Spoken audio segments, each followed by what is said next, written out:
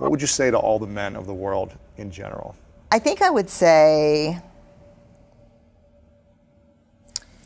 that vulnerability is not weakness. It's about the willingness to show up and be seen when you can't control the outcome. And it is actually our greatest measure of courage. So show up in an authentic way and let us see your hearts, because we know how lonely you actually are. Wow. Yeah, men are lonely. I mean, it's really, men are lonely. It's really hard. Yeah. But I would not, I don't think I would say anything differently to women as either. You know, because I think there is certainly, you know, for women, the greatest shame trigger is do it all, do it perfectly, and never let them see you sweat, look perfect, work perfect, in live all perfect. areas. In all the areas. Workforce, at Yeah. home. Yeah, be smoking hot and brilliant and this, but don't ever look like you're putting any effort toward it. And so easy, right? Right, it is. I don't understand why my sisters have not nailed that. But I think, so it's hard for women to be vulnerable because it's less than perfect. You know? So you mean women aren't wearing masks? Yeah. Yeah, and it's terrible because then the two collide.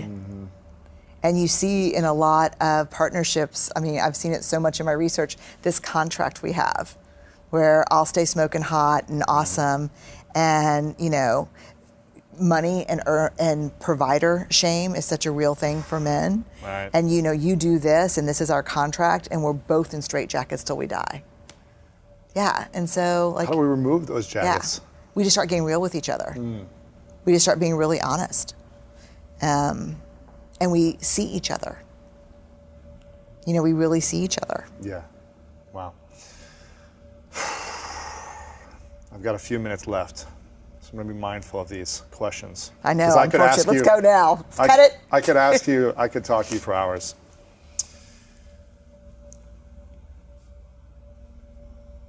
Is there anything you feel ashamed of still? Oh, I have moments for sure. Like, I will have moments of— But now I know, I mean, we can't ever get rid of shame. What we can do is develop resilience to shame. So when it happens and it washes over, that warm wash that makes you feel small and not enough, when that washes over me, rather than yelling at my kids or just decimating myself with hateful language, you know, and like, you're stupid or you're not, you know. Now when it washes over me, I'm like, okay, I'm in shame. Don't talk, text, or type. What happened? So there are still, I mean, I still have triggers around it. I still have triggers around it. And I still think it's probably the same. Motherhood, trying to, you know, do everything and balance everything and be where I'm supposed to be. And that's still hard sometimes. Yeah. You know? What's the process that someone should take on when they feel shame, anger, rage?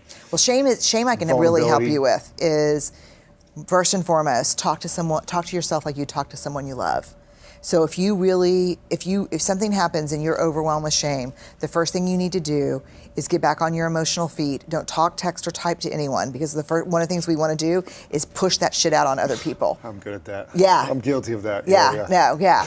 So just get into a dark, quiet place and then talk to yourself like you talk to someone you love. Yeah. Just be like, dude, it's okay. Like, you screwed this up. What you said was super hurtful. You're going to have to circle back and clean that stuff up. But give yourself a break here, just like I would talk to Ellen or Charlie if they made a mistake. Yeah. Then reach out and talk to someone about what you're feeling. Shame cannot survive being spoken. So if I call you and I'm like, oh my God, Lewis, I'm in a shame shitstorm, you're not gonna believe what happened, and you listen to me and you respond empathetically with something like, oh my God, I've been there, or oh God, I get it, I'm sorry, that sucks. Shame can't hold on, because shame can't survive empathy. I 100% agree with that.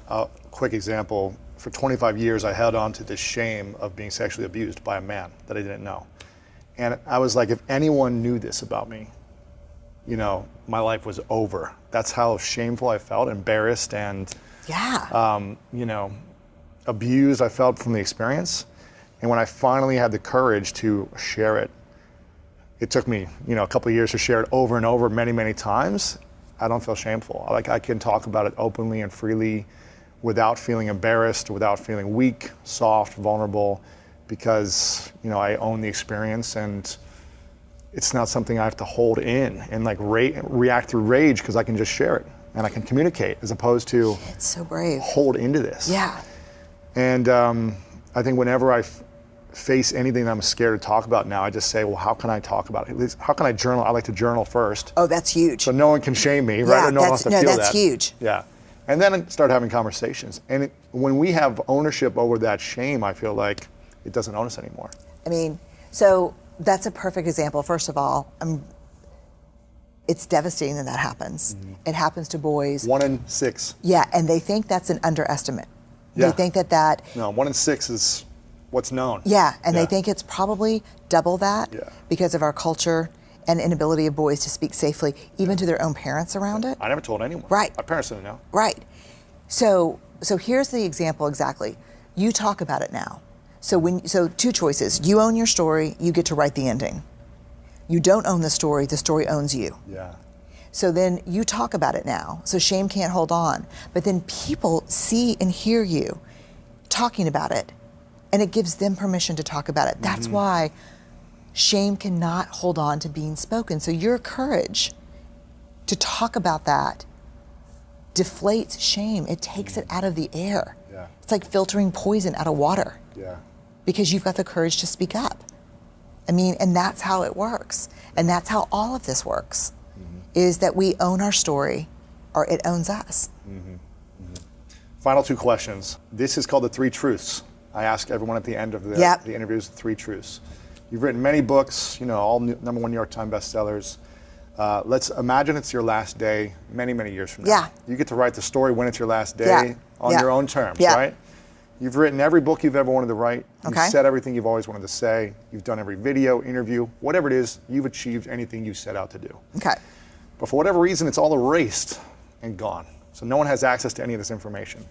Okay. And you're there with all the people you care about, and you have a piece of paper and a pen, and you get to write down 3 things you know to be true about everything you've experienced in life. This is all people would have of your message left behind. What would you say are the 3 truths for you? Steve, Ellen, and Charlie were my greatest true loves, for sure.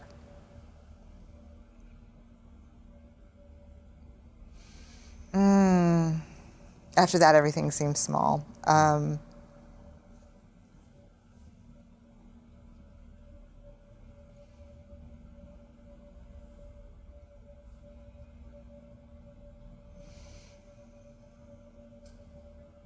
Love takes courage.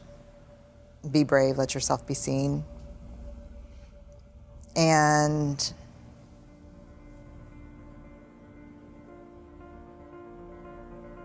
don't wait for the grown-ups to get there. That's the myth. We don't know what we're doing. We're just putting our best foot forward. So if you have an idea or an answer, go for it. If we fit in because how we've changed ourselves, that's not belonging. That's not belonging, because you betrayed yourself for other people. And that's not sustainable. Yeah, you start to lose yourself. You start to lose yourself, exactly what you said. And so I think